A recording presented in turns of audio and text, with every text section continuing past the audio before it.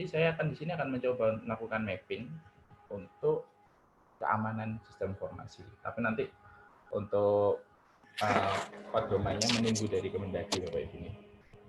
Jadi keamanan informasi tadi dijelaskan mengenai adanya kerahasiaan, keutuhan, ketersediaan, keaslian, kenirsangkalan, non-repudiation dari sumber daya yang mendukung SPPE. Ini ada Bapak Ibu bisa temui di pasal 40. Ya, Bapak Ibu sudah bisa membaca. Oke. Lalu apa sumber dayanya? Sumber dayanya adalah data dan informasi, infrastruktur SPPE dan aplikasi SPPE. Di sisi kanan ini Bapak Ibu ketika melihat ini adalah definisi dari ISO yang saya ambil dari ISO 2700 27.000 Bapak Ibu.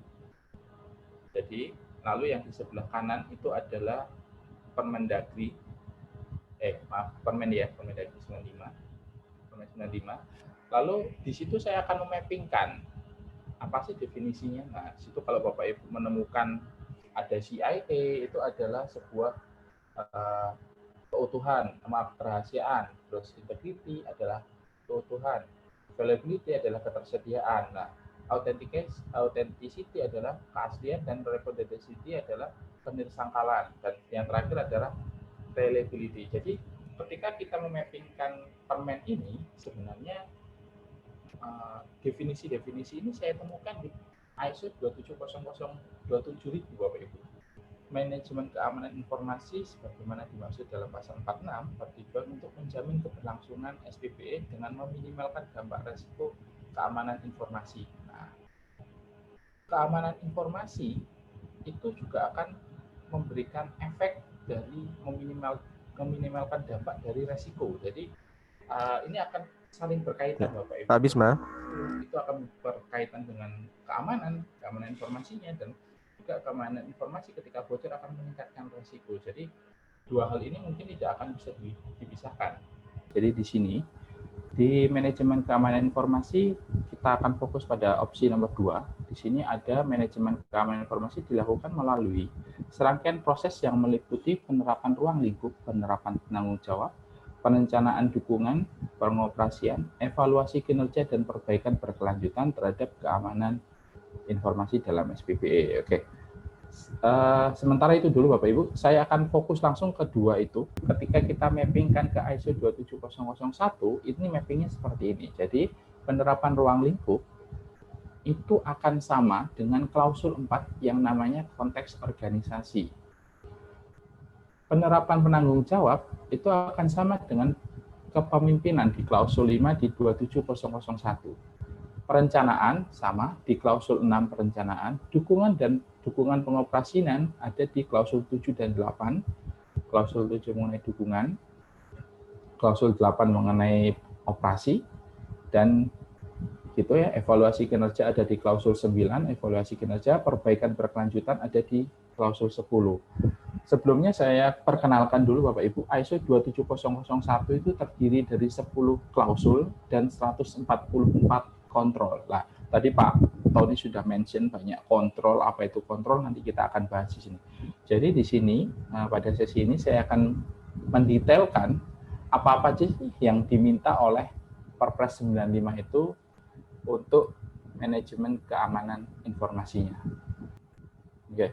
Tadi ketika Pak Imam Mahdi atau Pak Rahmat mention sebuah PDCA, Bapak Ibu, ini adalah PDCA dari ISO 27001, dan ini wajib memang ketika kita membahas ISO kita harus mendetailkan apa aja sih PDCA-nya. Jadi di klausul 4 sampai klausul 7 itu pada tahapan plan, di klausul ke-8 itu adalah tahapan do, klausul 9 cek, dan klausul 10 adalah action. Jadi ini adalah PDCA dari ISO Bapak Ibu. Ini ya. Jadi klausul 4 itu adalah konteks organisasi. Di konteks organisasi maksudnya apa? Bapak Ibu harus bisa memahami organisasi dan konteksnya, dan memahami kebutuhan dan harapan pihak yang berkepentingan. Ini tripartinya. Ada penentuan ruang lingkup SMKI, ini yang utama dari sebuah sistem manajemen keamanan informasi. dan ada sistem manajemen keamanan informasinya sendiri. Seperti apa sih? Nah, ini jadi kalau Bapak Ibu ingin membuat sendiri bisa, Bapak Ibu tinggal melakukan ini. Berikutnya adalah kepemimpinan Bapak Ibu. Saya akan scroll turun. Nah, kepemimpinan kalau di Perpres 95 tadi mengenai di sini kalau di klausul di ISO 2001 27001 itu adalah mengenai kepemimpinan. Jadi di sini organisasi Bapak Ibu atau OPD Bapak Ibu harus mempunyai sebuah leadership atau kepemimpinan dan komitmen. Apa itu? Di organisasi harus memahami kepemimpinannya seperti apa, pucuk pimpinan seperti apa, tanggung jawabnya seperti apa. Lalu di sini 5.2 akan membahas mengenai kebijakan apa saja yang sudah atau dibuat untuk sebuah keamanan informasinya sesuai dengan tujuan organisasinya. Di sini ada dijelaskan secara detail. Bapak Ibu bisa ini, dan bagaimana caranya organisasi itu mengkomunikasikan sebuah kebijakan. Berikutnya di situ di 5.3 ada peran organisasi dan tanggung jawab pemenang. Di sini cukup jelas. Jadi ketika di ISO, setiap individu yang berperan itu harus tahu tugas dan tanggung jawabnya, dan harus diatur juga struktur organisasinya, itu di situ dijelaskan secara detail juga. Baik, di 5.1 di situ saya sudah saya berikan bold. Jadi Bapak Ibu harus bisa memastikan kebijakan keamanan informasi dan sasarannya. Jadi Bapak Ibu di sini harus bisa memastikan kebijakan keamanan informasi dan sasaran keamanan informasinya itu seperti apa. Di sini Bapak Ibu ketika mengimplementasikan sebuah ISO, atau saya ngomong ISO dulu ya Bapak Ibu ya, Bapak Ibu harus tahu skop yang Bapak Ibu akan implementasikan dari sebuah keamanan itu seperti apa. Apakah Bapak Ibu akan memberikan sebuah jaminan keamanan pada resepsionis, atau jaminan keamanan pada ruang server, atau jaminan keamanan pada prosedur pengolahan data. Itu Bapak Ibu bisa atur di tadi klausul 4, dan di sini di leadership ini di klausul 5, Bapak Ibu bisa akan detailkan seperti apa kebijakan-kebijakannya lah. Seperti itu.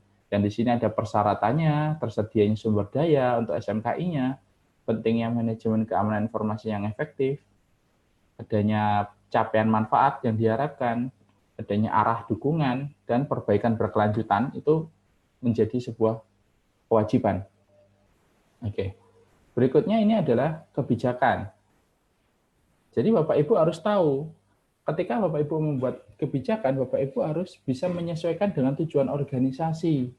Selain punya tujuan dari organisasi, Bapak Ibu juga harus bisa mencakup sasaran keamanan tadi dengan menetapkan kerangka kerjanya seperti apa. Seperti apa kerangka kerja dari sebuah keamanan informasi. Nah, di sini ada peran dan tanggung jawab wewenang organisasi. Oke, jadi di sini sebagai di klausul 5, puncak pimpinan atau top manajemen itu juga harus punya tanggung jawab dan memetakan tanggung jawab dari tiap-tiap personilnya. Jadi ini harus jelas tupoksinya apa, karena ini juga menjadikan salah satu syarat di ISO 27001. Berikutnya adalah planning. Planning ini adalah sebuah tindakan, jadi di perencanaan, beberapa klausul yang ada di planning ini mengatakan mengenai resiko. Jadi di 6.1 itu adalah tindakan untuk mengatasi resiko. Di ISO sendiri ada ISO 27005 yang mengenai resiko. Di situ tadi juga dimention oleh Pak Imam Mahdi dan Pak Rahmat Mulyana tentang penerapan 27005-nya juga bisa digunakan. Jadi hampir sama memang. Dan di situ ada mengenai penjelasan secara umum, dan 612 adalah manajemen resiko untuk keamanan informasi. Jadi kalau di keamanan informasi, di sini akan dipetakan menjadi aset. Kalau Bapak Ibu tadi mendengar di penjelasannya Kemenpan, di sini juga akan ada penjelasan mengenai keamanan resiko yang sifatnya berkaitan dengan aset. Jadi aset mengenai aset data, aset informasi, aset pegawai, sumber daya, aset barang, itu semua harus didata. Bahkan aset aktivitas itu juga harus didata. Kenapa? Karena tiap-tiap aset itu akan mempunyai resiko sendiri-sendiri. Oke. Saya akan masuk ke support Bapak Ibu. Nah, dukungan. Berarti di sini Bapak Ibu harus sadar siapa-siapa saja yang menjadi dukungan atau sumber daya Bapak Ibu. Contohnya, Bapak Ibu mempunyai sumber daya apa saja yang untuk memelihara atau menjamin keberlangsungan dari keamanan informasi. Nah, 7.2 adalah sumber daya kompetensi. Kompetensi itu tadi yang sudah dimention oleh Pak Tony, maksudnya apa? Bapak Ibu juga mempunyai kewajiban memberikan pelatihan-pelatihan kepada personil yang terlibat di keamanan informasi. Di situ ada bagian kepedulian, komunikasi, gimana caranya berkomunikasi, apa yang boleh dikomunikasikan, dengan siapa boleh dikomunikasikan, medianya apa, proses seperti apa lah. Seperti itu yang harus diatur atau dibuatkan prosedurnya. Di 7.5 ini ada yang namanya documented information. Maksudnya apa? Ini adalah syarat utama ketika Bapak Ibu ingin mengimplementasikan sebuah ISO. Jadi ada hal-hal yang memang menjadikan mandatory atau yang harus ada. Ada lagi Bapak Ibu yang sifatnya adalah dokumen berupa aneks atau kontrol. Jadi ini sedikit meloncat ke aneks. Aneks itu adalah kontrol, tujuan dan kontrol yang jumlahnya sekitar 114, nanti kita akan buka juga sedikit. Jadi di situ Bapak Ibu harus bisa mendokumentasikan berbentuk dokumen ya. Ini ada lagi dokumen documented information yang juga wajib Bapak Ibu. Nah ini tadi ada klausul 7.2 yaitu training, skill, pengalaman dan kualifikasi. Tadi yang seperti Pak Tony mention, training apa saja yang sudah diberikan kepada stafnya, skill apa saja yang sudah yang dimiliki oleh stafnya, pengalaman dan kualifikasi. Selanjutnya ada hasil monitor dan penilaian pada klausul 9.1 ini evaluasi kinerja, nanti kita akan bahas seperti ini habis ini. Berikutnya adalah program internal audit. Internal audit ini wajib fardu, ya, nggak boleh enggak kalau di ISO, dan semua ISO kayaknya mewajibkan adanya internal audit. Yang wajib juga adalah review manajemen. Ketika manajemen sudah mendapatkan laporan-laporan mengenai celah-celah dari internal audit atau hasil dari internal audit, gimana tindakan yang akan dilakukan oleh manajemen? Apa tindakan perbaikannya? Gimana caranya mereka bersikap? Gimana caranya mereka menangani? Gimana caranya mereka menutup? Itu harus terdokumentasikan dengan baik. Nah, ini juga ada hasil tindakan perbaikannya seperti apa. Dan yang terakhir adalah catatan aktivitas pengguna, exception kejadian keamanan. Oke, berikutnya kita masuk ke klausul ke-8 Bapak Ibu. Ini operation. Jadi di klausul ini akan membahas mengenai operasi atau perencanaan kontrol operasionalnya. Gimana penilaian resiko keamanan, gimana perawatan resiko keamanannya seperti itu. Ini akan dibahas di klausul seperti ini. Saya lanjut ke ke-9, Bapak Ibu. Ya, ini tadi performance evaluation atau penilaian kinerja. Gimana sebuah organisasi itu melakukan pemantauan, pengukuran, analisis, dan evaluasi dari kinerja. Di 9.2 dijelaskan mengenai audit internalnya seperti apa, gimana caranya mengaudit, gimana caranya melakukan monitoring. Nah, ini dijelaskan di sini. Nah, persyaratannya seperti apa, frekuensinya kapan, metodenya seperti apa, ini dijelaskan semua di 9.2 Bapak Ibu. Ini ya Bapak Ibu ya. Lalu di 9.3 adalah tinjauan manajemen, review manajemen.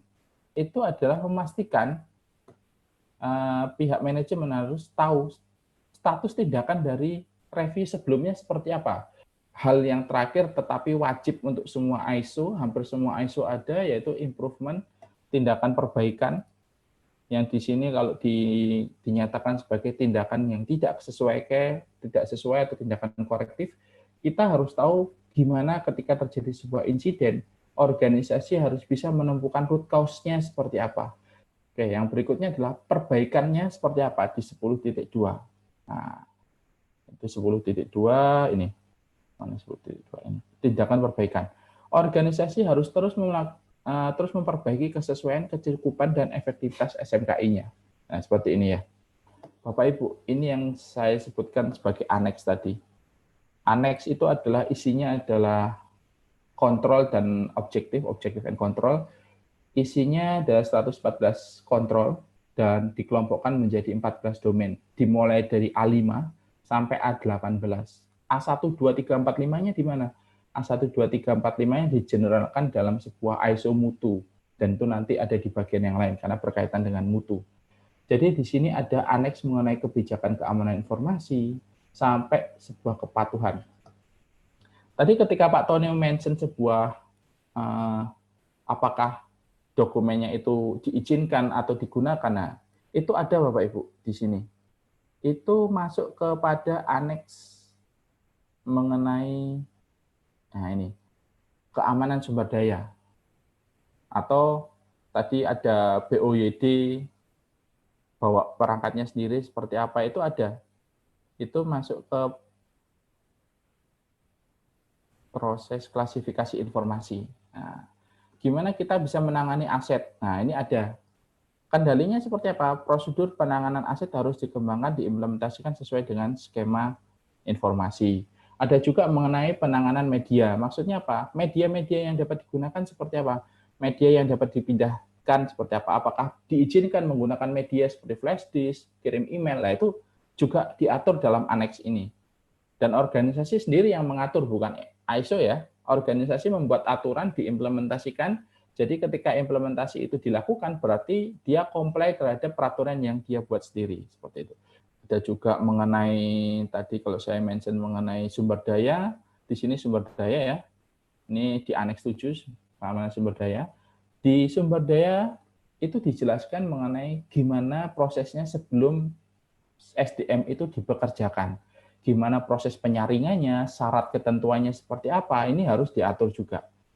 Dan selama dia bekerja, tanggung jawabnya apa, kepeduliannya apa, pendidikannya apa, pelatihan keamanan informasi sudah dilakukan belum? Nah, itu juga harus diatur di sini. Dan proses pendisiplinannya seperti apa, ketika dia melakukan kesalahan, apa yang harus dia terima, punishment-nya seperti apa, itu juga harus diatur. Ini ada, Bapak Ibu bisa cari di aneks 7.2.3.